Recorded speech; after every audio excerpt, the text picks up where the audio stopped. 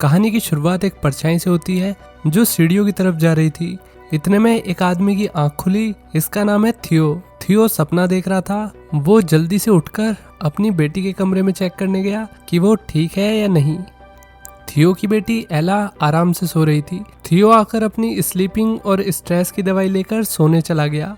उसको हर रात बुरे सपने आते थे, मेरी तरह। अगली सुबह थियो की बीवी सुजैना काम पर जाने से पहले उससे मिलकर गई। दोनों बहुत खुश लग रहे थे। इनकी एज में काफी गैप है, फिर भी इनका रिश्ता अच्छा चल रहा है।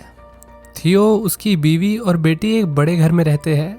थियो अपनी बीवी सुजैना से मिलने सेट पे आया। उसकी बीवी एक एक्टर है, पर प्रोडक्शन असिस्टेंट ने आदमी को ये कहते हुए मना कर दिया कि तुम किसी एंगल से सुजैना के पति नहीं लगते, तुम तो उसके बाप जैसे लगते हो। ये तो काफी मीन हो गया। हालांकि उसे पता था कि थियो सुजैना का पति है। वो थियो से चिढ़ता था। शूटिंग के बाद थियो सुजैना से मिला। लड़की ने अपने दिन के बारे में सैया जी से बातचीत की। उसने बताया कि उसे एक बहुत अच्छा रोल मिला है और वो इस रोल के लिए बहुत एक्साइटेड है। हालांकि इस रोल के अंदर उसे काफी सारे कपड़े भी उतारने पड़ेंगे, जिसके लिए थियो बिल्कुल भी खुश नहीं था। लेकिन थियो की प्रॉब्लम के चलते सुजैना अपना करियर खतरे में नहीं डालेगी। रात को दोनों मियाँ बीवी कुछ दिनों के लिए बाहर जाने का प्लान बनाते हैं ताकि फैमिली साथ में थोड़ा टाइम स्पेंड कर सके। सुजैना की भी अगले 15 दिन कोई शूटिंग नहीं थी। वो मान गई। दोनों ने एक घर हॉलीडे के लिए रेंट पे ले लिया। सुबह होते ही फैमिली अपनी ट्रिप के लिए निकल गई। ये लोग शहर से काफी दूर जा रहे थे ताकि शोर शराबे से कुछ दिनों के लिए छुटकारा पा सके। बात करने के चक्कर में सुजैना का रोड से ध्यान हटा। गाड़ी का एक्सीडेंट होते होते बचा। थोड़ी देर में फैमिली अपनी हॉलीडे डेस्टिनेशन पर आ गई। एला घर को देखकर बहुत खुश हुई। सुजैना भी इतना बड़ा घर देखकर हक्की बक्की रह गई। पर इस घर में रहने का एक नुकसान था, यहाँ नेटवर्क नहीं आते। थियो को इस बात से कोई फर्क नहीं पड़ा, पर सुजैना ने पूरे घर के चक्कर काट दिए, कहीं तो नेटवर्क मिले। इनकी 6 साल की बेटी एला खेल रही थी। फिर उसने अपने पापा से पूछा कि जब लोग मर के स्वर्ग चले जाते हैं तो वो कैसा होता है। थियो को हेवन जैसे कॉन्सेप्ट में यकीन नहीं था, फिर भी बेटी के लिए उसने कुछ भी कहानी बनाकर उसे बता दिया। रात को एला अपनी परछाई के साथ खेल रही थी, तभी उसे एक बड़ी परछाई नजर आई। जब थियो अपनी बेटी को सुलाने आया तो एला ने उसे परछाई के बारे में बताया, लेकिन थियो को लगा कि बच्ची शायद इमेजिन कर रही है। लेकिन थियो ने उसकी बात पे ध्यान नहीं दिया। वो एला को सुलाकर चला गया। एला अभी भी डरी हुई थी। उसे फिर से बड़ी सी परछाई दिखी। घर का थर्मोस्टेट टूट गया, इसलिए उन्हें ज्यादा ठंड लग रही थी। सुजैना ने कहा कि वो कल ही ओनर से कह के थर्मोस्टेट को सही करा देगी। मियाँ बीवी अपने पास्ट के बारे में बातें कर रहे थे। उन्हें नहीं पता था कि एला छिपकर इनकी बातें सुन रही है। इतने में थियो की नजर बच्ची पर पड़ी। वो उसके कमरे में चेक करने गया तो एला सोई हुई थी। फिर थियो ने घर की लाइट्स बंद कर दी। इधर कमरे में सुजैना टीवी सीरीज देखने के लिए थियो का वेट कर रही थी। थियो कमरे में जा ही रहा था, तभी घर का एक गेट खुद से खुल गया। थियो ने उसे बंद किया। फिर उसे दीवार पर एक अजीब सी फोटो दिखी, पर आदमी ने फोटो को इग्नोर कर दिया। उसे लगा कि पहले भी तो कोई रह के गया होगा तो उसकी फोटो होगी। थियो के जाने के बाद वहाँ की लाइट्स फिर से अपने आप जल गई। जब वो बेडरूम में आया तो सुजैना सो चुकी थी और घड़ी में 3:12 हो रहे थे। थियो को लगा वो इतनी देर से बाहर था और उसे पता भी नहीं चला। काफी अजीब बात है। रात में उसे फिर से बुरे सपने आने लगे। उसकी आंख खुली तो पर्ची पर एक मैसेज लिखा हुआ था जो सुजैना छोड़कर गई थी। वो एला को बाहर घुमाने लेकर चली गई थी। पर्ची पर यह भी लिखा था कि अपने थेरेपिस्ट की बात मानते हुए अपनी डायरी जरूर लिखना। थियो अपनी इमोशनल प्रॉब्लम से डील करने के लिए उन्हें डायरी में नोट किया करता था। मतलब वो जैसा भी फील कर रहा है वो सब डायरी में लिख देता था। ये चीज़ सच में काफ़ी हेल्प करती है। अगर आपको लाइफ में कुछ भी एंजाइटी हो रही है, किसी भी चीज़ को लेके प्रॉब्लम हो रही है, तो आप जस्ट लिखना शुरू कर दो। यहाँ दोनों माँ बेटी जंगल में घूम रही थी। फिर एला एक पेड़ पर चढ़ गई। सुजैना ने बच्ची से नीचे आने के लिए कहा, पर वो नहीं आई।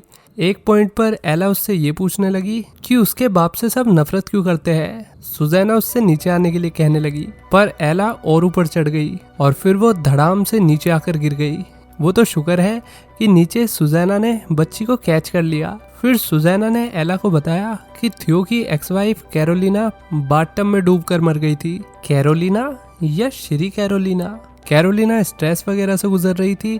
वो हमेशा कुछ दवाई खाकर नशे में रहती थी और एक दिन बाथटब में वो मर गई, वो भी डूब के।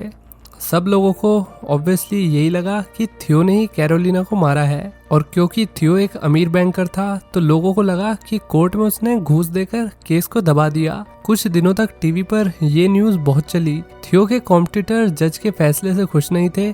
कॉम्पिटिटर्स थियो को जेल में देखना चाहते थे, पर ऐसा हुआ नहीं और जज ने उसे बेकसूर करार दिया। अब थियो अपनी दवाई लेने लोकल स्टोर आया। यहाँ उससे ओनर ने पूछा कि घर में कोई अजीब चीज हुई है क्या अभी तक। थियो को उसकी बात बेतुकी सी लगी। फिर बूढ़े ने थियो को रूलर दिया और बोला ये तुम्हारे काम आएगा, घर जाके घर के एंगल्स को जरूर नापना। थियो रूलर और दवाई लेकर स्टोर से चला गया। कार के पास उसे एक लेडी नजर आई। उसने थियो से कहा तुम्हें इस लेटर देख चुका है।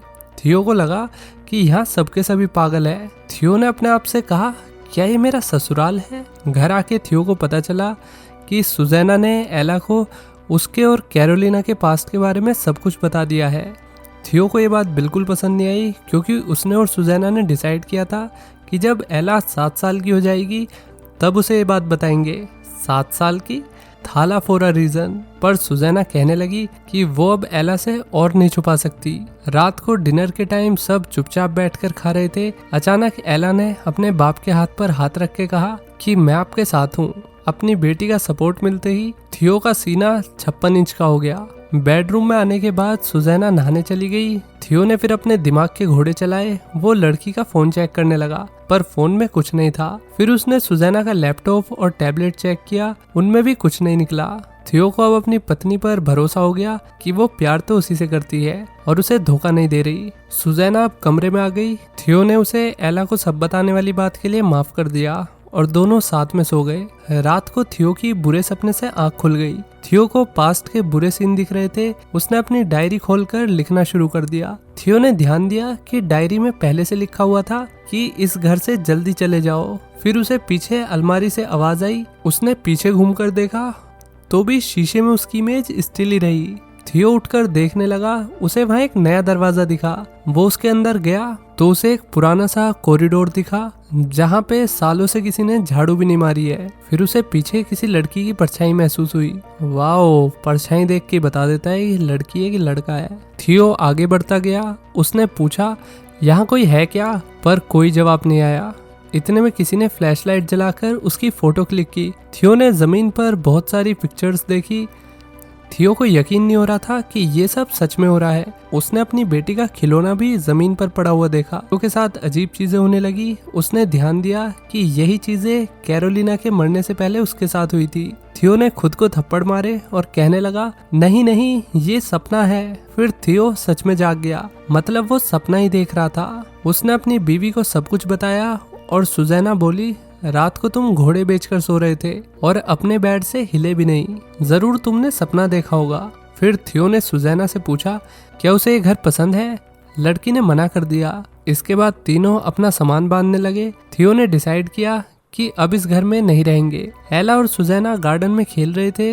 ये देखकर उसे बहुत अच्छा लगा। थियो ने अपनी बीवी को अंदर बुलाने के लिए मैसेज किया, पर लड़की का फोन तो टेबल पे रखा हुआ था और एक दूसरा फोन सुजैना के हाथ में। अब थियो समझ गया कि क्या लफड़ा चल रहा है। थियो ने डायरी खोलकर नोट देखा। वहाँ सच में लिखा हुआ था कि घर को छोड़कर जल्दी से चले जाओ। मतलब रात वाला सपना सच था?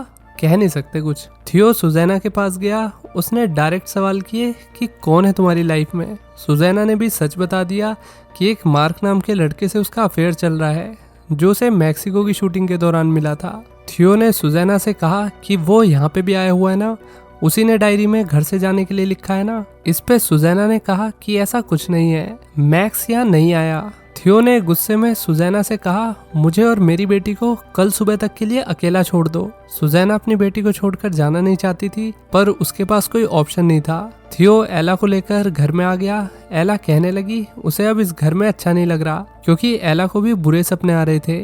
थियो ने अपनी बेटी से प्रॉमिस किया कि कल सुबह जब सुजैना आ जाएगी तो वो इस घर से चले जाएंगे। दोनों बाप बेटी गले मिले। फिर थियो ने फर्श पर गिरा हुआ पानी देखा। पानी अपने आप गायब हो रहा था। थियो को लगा कि ये फिजिक्स के नियम के खिलाफ है। फिर उसने अपना खुद का एक्सपेरिमेंट करना शुरू कर दिया। पानी का बार बार गायब होना थियो को कुछ अजीब लगा। उसने स्टोर ओनर वाला दिया हुआ रूलर निकाल लिया। It's a triangle. Why you want to check angles? थियो ने एंगल से घर को नापना शुरू किया। दीवार एकदम सीधी नजर आ रही थी, परपेंडिकुलर, लेकिन थी नहीं। उसे लगा कि ऐसा कैसे हो सकता है। फिर उसने घर के अंदर और बाहर से दीवारों को नापा और दोनों का साइज अलग आ रहा था। अंदर की लंबाई चौड़ाई ज्यादा थी जबकि बाहर की कम। थियो कंफ्यूज हो गया क्योंकि ये चीज इम्पॉसिबल थी। एला को ठंड लग रही थी। बच्ची अपनी जैकेट पहनने के लिए अंदर आई, पर जब वो बाहर आने लगी तो वो बाहर नहीं आई। बच्ची बीच में ही कहीं गायब हो गई। थियो को लगा कि एला उसके साथ खेल रही है, लेकिन एला की जैकेट वहीं कमरे में पड़ी हुई थी। उसने सारा घर देख लिया पर एला कहीं भी नहीं थी। इधर एला उसी कॉरिडोर में आ गई जहां थियो सपने में आया था। बच्ची अपने बाप को चीख चीख कर आवाज लगा रही थी। यहाँ थियो कमरे से बाहर निकलकर किचन में आ गया। ये नामुमकिन था क्योंकि रसोड़ा घर में दूसरी जगह पर है। फिर थियो ने कंफ्यूजन से बचने के लिए गेट पर चेयर लगा दी। इतने में ही थियो को लंबा सा कॉरिडोर दिखा। उसने चेक करना शुरू किया। एला कंटिन्यूअसली अपने बाप को आवाज लगा रही थी। तभी एक गेट खुला। बच्ची उसके अंदर चली गई। थियो को समझ नहीं आ रहा था कि यहाँ क्या हो रहा है। घूम फिर कर वो घर के किसी और हिस्से में चला गया। फाइनली उसे वो कॉरिडोर मिल गया। वो फिर अंदर आके एला को ढूंढने लगा। यहाँ एला एक अलग से घर में आ गई। उसके सामने बाथटब में कोई लेडी लेटी हुई थी। एला जोर से चिल्लाई। थियो ने बच्ची की आवाज सुन ली। वो उसी की तरफ भागने लगा। एला फिर अपने सपनों में आने वाले आदमी से बात कर रही थी। वो बच्ची को डरा रहा था। बहुत देर तक ढूंढने के बाद थियो को एला मिल गई। वो काला दुखी कॉरिडोर गायब हो गया। दोनों बाप बेटी डरे हुए थे। थियो ने सुजैना को कॉल किया मगर उसका फोन बंद जा रहा था। अरे दूसरे वाले नंबर पे ट्राई कर। उसने फिर स्टोर वाले आदमी को कॉल करके कहा कोई टैक्सी उसके घर भिजवा दो, पर स्टोर वाला आदमी बोला यहाँ कोई टैक्सी नहीं चलती। उसने ये भी बताया कि घर के एंगल्स कभी नहीं मिलते और घर बार बार बदलता रहता है। इससे पहले इस जगह पर एक दूसरा घर था और उससे भी पहले एक टावर लगा हुआ था जिसके बारे में बहुत सी भूतिया कहानी पूरे शहर में फेमस है। जरूर भूत बिल्डर रहा होगा, तभी एक से एक घर बना रहा है। थियो ने दीवार पर लगी फोटोज देखी। अब वो डर गया। शॉपकीपर की आवाज उसने ध्यान से सुनी तो थियो को लगा वो पहले भी ऐसी आवाज सुन चुका है। थियो ने एला को कैप पहनाई। दोनों ने घर से पैदल जाने का डिसीजन लिया। दरवाजा खोलने पर थियो से घर का दरवाजा भी नहीं खुल रहा था। तभी लड़की ने कहा पापा दरवाजा लॉक है, लॉक। बेचारे का डर के मारे दिमाग ही हैंग हो गया है। अब ये दोनों घर से निकलकर बाहर आ गए। फिर दूर से घर में उन्हें एक परछाई दिखी जो जल्दी गायब हो गई। बाहर बहुत ठंड हो रही थी। थियो ने बच्ची को गोद में ले लिया। सड़क पर बिल्कुल गुप अंधेरा छाया हुआ था, पर इतना चलकर भी बाप बेटी सेम घर के आगे आ गए। थियो ये देखकर बहुत डर गया कि ऐसा होना तो नामुमकिन है। एला को भूतिया घर के अंदर नहीं जाना था, पर बाहर बहुत ठंड थी। अगर वो बाहर रहते हैं तो ठंड से जम जाएंगे। थियो के पास दूसरा रास्ता नहीं था। उसने बच्ची से प्रॉमिस किया कि कल सुबह तक वो यहाँ से पक्का चले जाएंगे और रात को मैं तुम्हारा ध्यान रखूंगा। अबे पहले अपना तो रख ले। बाप बेटी अंदर आ गए। दोनों ने बहुत सारी बातें की। थियो कहने लगा कि उसे पैसे और सक्सेस कमाने में ज्यादा मेहनत नहीं करनी पड़ी। सब कुछ उसे आसानी से मिल गया, पर उसे कभी चीजों की कदर नहीं हुई। फिर एला उसकी लाइफ में आई और उसकी जिंदगी पूरी तरीके से बदल गई। थियो अपनी बेटी से बहुत प्यार करता था। उसने अपनी बुरी आदतें छोड़ दी और एला के लिए अच्छी जिंदगी जीना शुरू कर दिया। अब दोनों सो गए। आधी रात को थियो बुरे सपने के चलते जाग गया। कुछ पानी भरने की आवाज आ रही थी। थियो चेक करने गया तो टब खाली था। इतने में गेट बंद हो गया। थियो एला से फिर से अलग हो गया था। थियो अपने पिछले सपने वाली जगह पर वापस आ गया। उसके सामने कमरे के बीच में बाथटब रखा हुआ था जो पानी से भरा हुआ था। फिर थियो ने एला को ढूंढना शुरू किया। पहला गेट खोलते ही उसे खुद थियो दिखा।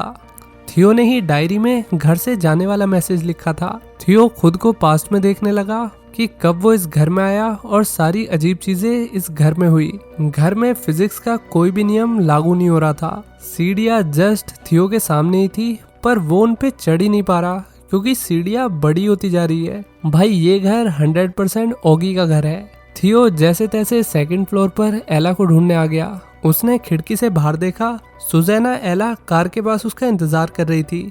अचानक थियो वापस कॉरिडोर में आ गया। एक आदमी उसके सामने आया और कहने लगा मेरे कई चेहरे हैं। थियो फिर अपनी बेटी को बचाने के लिए रास्ता ढूंढने लगा क्योंकि एला बेकसूर थी। पर इस आदमी, जिसे स्लटर के नाम से भी जाना जाता है, उसने बोला कि बच्चों को अपने माँ बाप के किए हुए कर्मों की सजा चुकानी पड़ेगी। थियो ने ये सुनकर स्लटर पर अटैक कर दिया, पर स्लटर को कुछ नहीं हुआ। इतने में ही थियो ने देखा कि स्लटर के हाथ में डंडा नहीं है। उसने थियो से कहा कि अगर तुम एला के सामने सब कुछ सच बोल दोगे और उसे अपने से दूर कर लोगे तो मैं उसे छोड़ दूंगा। फिर एला अचानक से थियो के सामने आ गई। थियो ने बच्ची से अपने झूठ के लिए माफी मांगी। एला अपने बाप से बहुत प्यार करती थी, उसने उसे तुरंत माफ कर दिया। वो एला से कहने लगा कि घर जाकर मुझे हमेशा याद रखना। फिर थियो एला को लेकर बाहर आ गया। सुजैना बाहर ही खड़ी थी। थियो ने एला को कार में बैठा दिया। उसने बच्ची को आखिरी बार अच्छे से देखा। सुजैना ने थियो से उनके साथ चलने के लिए कहा। उसने माफी भी मांगी। सुजैना अपना परिवार नहीं खोना चाहती थी, पर थियो ने जाने से मना कर दिया और इतने साल बाद उसने सच बोल दिया कि कैरोलाइन की मौत के लिए वही जिम्मेदार था। अगर वो चाहता तो कैरोलाइन को बचा सकता था, पर उसने लड़की को इसलिए नहीं बचाया क्योंकि कैरोलाइन की मानसिक स्थिति की वजह से थियो की लाइफ भी खराब हो रही थी। इसलिए अब ये घर ही उसके लिए सही है। आखिर में हम देखते हैं थियो घर से बाहर जाते हुए अपनी बेटी और खुद को देख रहा था। इतने में ही वो गायब हो गया। लोग हमेशा कहते थे कि इस घर से कुछ लोग आकर कभी नहीं गए। इसी के साथ ये कहानी यहीं खत्म हो जाती है। तो दोस्तों, कैसी लगी ये कहानी? थोड़ी थोड़ी इन्होंने शाइनिंग की तरह बनाने की कोशिश की है मूवी, लेकिन भाई साहब 1980 की द शाइनिंग मूवी में जो हॉरर है ना भाई, वो कसम से नेक्स्ट लेवल है। उसकी भी एक्सप्लेनेशन कर दी गई है, आप आई बटन पे जाके देख सकते हो। फिर देख के मुझे कंपेयर करके बताना कि कुछ कुछ चीज़ें आपको सेम लगी या नहीं। इसी के साथ मिलते हैं नेक्स्ट वीडियो में। Till then take care, bye bye.